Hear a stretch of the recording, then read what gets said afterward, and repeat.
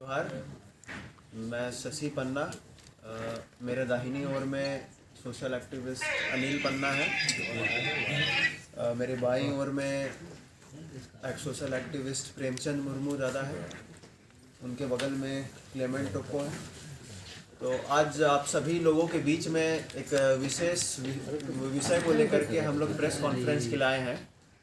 अभी आप लोगों को अखबार के माध्यम से, प्रिंट मीडिया, इलेक्ट्रॉनिक माध्यम से आप लोगों को पता चला होगा कि अभी हाल में ही हाईकोर्ट में एक याचिका को स्वीकार किया गया है कुर्मी को आदिवासी में शामिल करने की मांग को लेकर के। तो उसी को लेकर के हम लोग आज प्रेस कॉन्फ्रेंस में आए हैं। और ये मैं एक डिस्क्लेमर देना चाहूँगा, ये पूरी तरह से प्रेस कॉन्फ्रेंस है, ये पूरी तरह से सामाजिक मुद्दे पे है। किसी भी तरह का राजनीतिक मुद्दा या फिर इस पे हम लोग चर्चा पे नहीं आए हैं। इसलिए मीडिया बंधु भी सवाल करेंगे तो हम लोग को जो है सामाजिक एंगल में, जो आदिवासी है उसी एंगल में सवाल कीजिएगा। आचार संहिता को देखते हुए हम लोग ये केवल प्योरली हम लोग सामाजिक मुद्दे पे ही हम लोग चर्चा करने के लिए आए हैं। जो तथ्यात्मक बात है वही चीज़ हम लोग के द्वारा रखा जाएगा। तो आदिवासी समाज का जो स्टैंड है इस मुद्दे को लेकर के, आदिवासी समाज का स्पष्ट है कि कुर्मी को जो आदिवासी में शामिल करने की जो जबरन बारंबार जो मांग किया जा रहा है, इसमें आदिवासी समाज में जोरदार आक्रोश है और इसका जोरदार विरोध करते हैं। अगर फैक्चुअल रूप से देखा जाएगा तो उनका ना भाषा, संस्कृति, परंपरा, ना रीति रिवाज किसी से भी मेल नहीं खाते हैं। तथ्य को तोड़ मरोड़ करके, बदल करके इनके द्वारा अभी हाईकोर्ट में एक पिटीशन दायर किया गया है। इससे पहले भी दायर किया गया था लेकिन उसको रिजेक्ट कर दिया गया था, कोर्ट द्वारा डिसमिस किया गया था। अभी फिर से दायर किया गया है।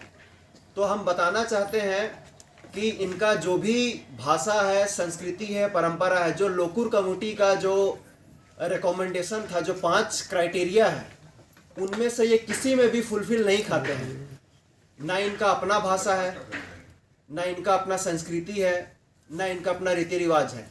जहाँ तक भाषा का बात आए तो हम आदिवासी समाज जो यहाँ पर 32 अभी 33 आदिवासी समुदाय हो गए हैं, सबका हम लोगों का अपना एक विशेष भाषा है। उरांव का कुड़ुख, मुंडा का मुंडारी, संथाल का संथाली, हो का अपना हो, खड़िया का अपना खड़िया भाषा है। उसी तरह अगर आप कुर्मी का देखेंगे तो क्षेत्र के साथ इनका भाषा बदलता है। अब झारखंड में वे लोग कुरमाली और खोरठा बोलते हैं। अब बिहार चले जाएंगे तो मगही बोलते हैं, बंगाल चले जाएंगे तो बंगला बोलते हैं, उड़ीसा चले जाइएगा तो उड़िया बोलते हैं।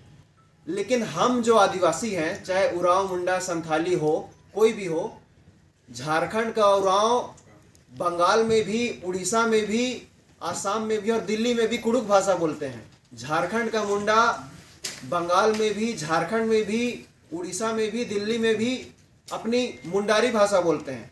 उसी तरह सभी लोग अपने अपने भाषा बोलते हैं, लेकिन इनका क्षेत्र के साथ भाषा बदलता है। साथ में जो ये बोलती है कुरमाली इनका भाषा है, एक्चुअल में देखा जाए तो कुरमाली जो भाषा है वो मगही और बंगला का अपभ्रंश से बना हुआ है। तो ये 2 भाषा को जोड़ करके ये इनका बोली बना हुआ है। तो ये भी एक तरह से हम पूरी तरह से नहीं बोलेंगे कि ये इनका भाषा है। दूसरी बात, जो ये बहुत सारे तथ्य और रखते हैं, हम लोग आदिवासी लोग जैसे उरांव समुदाय से आते हैं, हम लोग अपने भगवान को धर्मेश बोलते हैं। मुंडा और हो लोग सिंगबोंगा बोलते हैं। उसी तरह संथाली लोग मारंग गुरु बोलते हैं।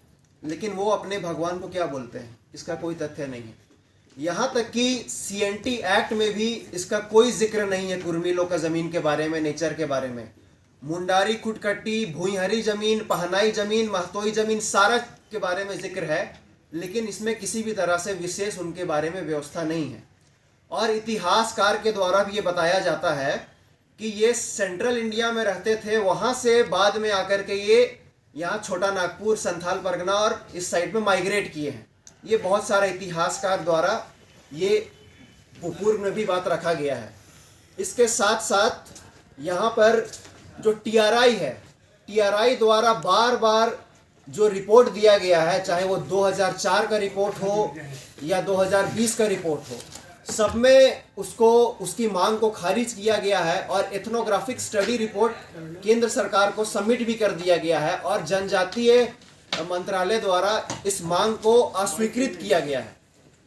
तो जब एक तरफ देखिएगा सरकार केंद्रीय जनजातीय मंत्रालय द्वारा अस्वीकृत किया गया है, उसके बाद भी जबरन इनके द्वारा आंदोलन किया जाता है।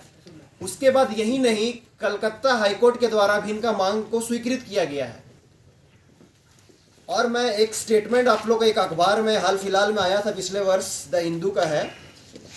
इसमें chief justice of India DY Chandrachud का स्टेटमेंट है कि high court does not have power to direct changes in scheduled tribe list.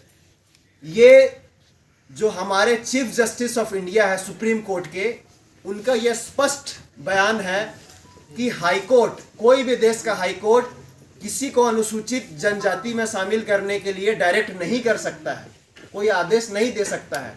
तो फिर ये कोर्ट में कैसे मामला गया? और आदिवासी समाज आप लोगों के माध्यम से, आज मीडिया बंधु के माध्यम से स्पष्ट कर दे रहे हैं कि जो हाई कोर्ट में केस स्वीकार किया गया है, आदिवासी समाज द्वारा उसमें इंटरवेन किया जाएगा। ये जो जजमेंट का एक वर्ष 2000 में कॉन्स्टिट्यूशनल बेंच द्वारा ये फैसला लिया गया था कि प्रेसिडेंट ही अपना आर्टिकल 342(1) के तहत प्रेसिडेंशियल नोटिफिकेशन निकाल करके वो किसी समुदाय को ST में इंक्लूड या एक्सक्लूड कर सकती है।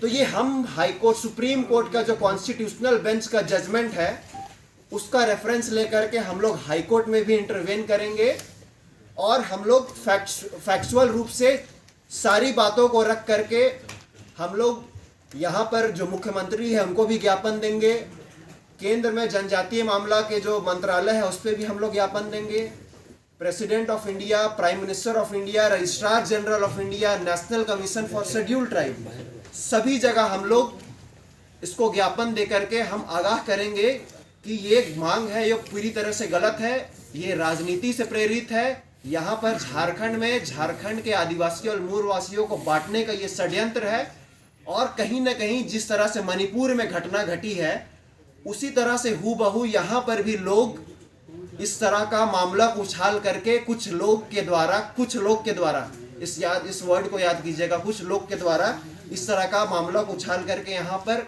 एक माहौल खराब करने का कोशिश किया जा रहा है। इसके बाद 3-4 क्लैरिफिकेशन मैं और देना चाहूँगा।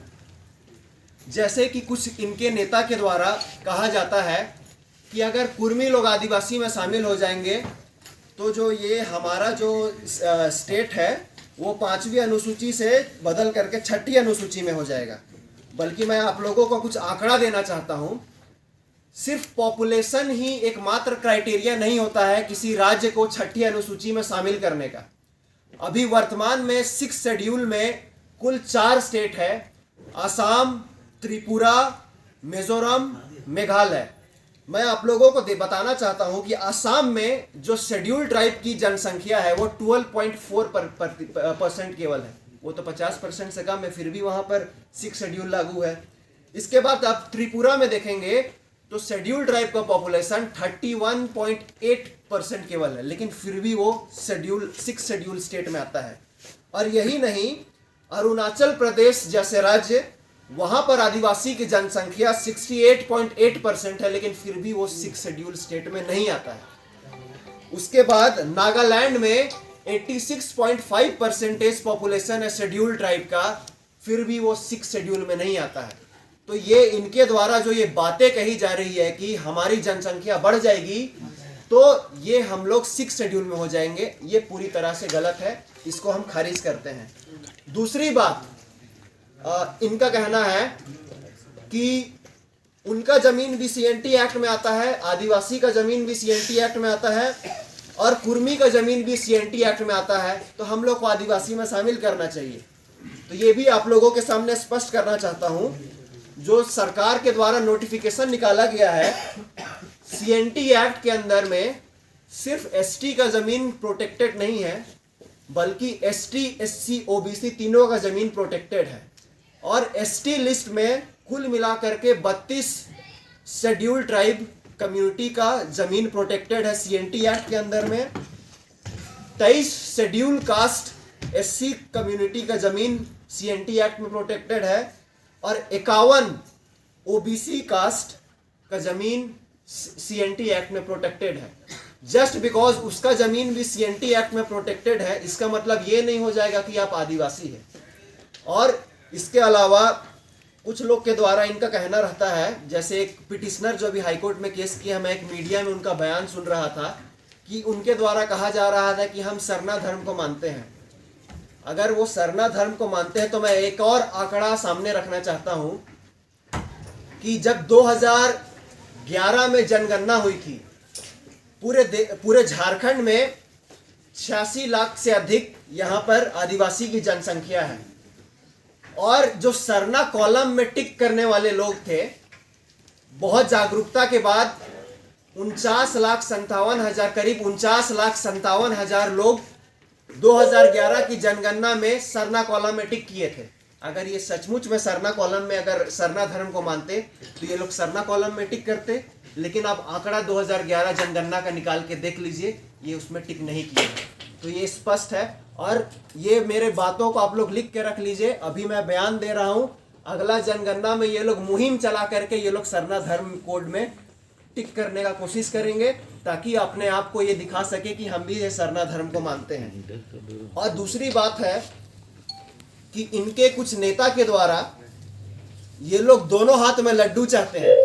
अभी हाल फिलहाल की बात मैं बताना चाहता हूं, पिछले वर्ष 2022-23 की बात है, इनके एक नेता है, जब पंचायत चुनाव हो रहा था तो हाईकोर्ट और सुप्रीम कोर्ट तक यहां तक की लड़ाई लड़े थे कि ओबीसी रिजर्वेशन बढ़ाया जाए और पंचायत में भी, पंचायत चुनाव और नगर पालिका चुनाव में भी ओबीसी रिजर्वेशन का लाभ ओबीसी को मिलना चाहिए। तो आप एक हाथ में ओबीसी रिजर्वेशन को बढ़ाने की भी मांग करते हैं और दूसरी हाथ में आप बोलते हैं कि हम लोग को एससी का सूची में, एसटी का सूची में शामिल करें।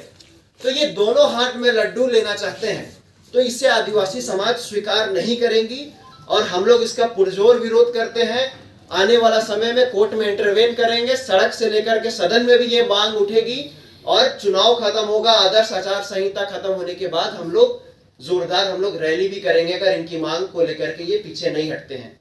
तो ये मेरी तरफ से बात थे। अब हमारे सीनियर सोशल एक्टिविस्ट है प्रेमचंद मुर्मू जी, उनके द्वारा भी और कुछ जो तथ्य छूट गए हैं उनके बारे में वो बताएंगे।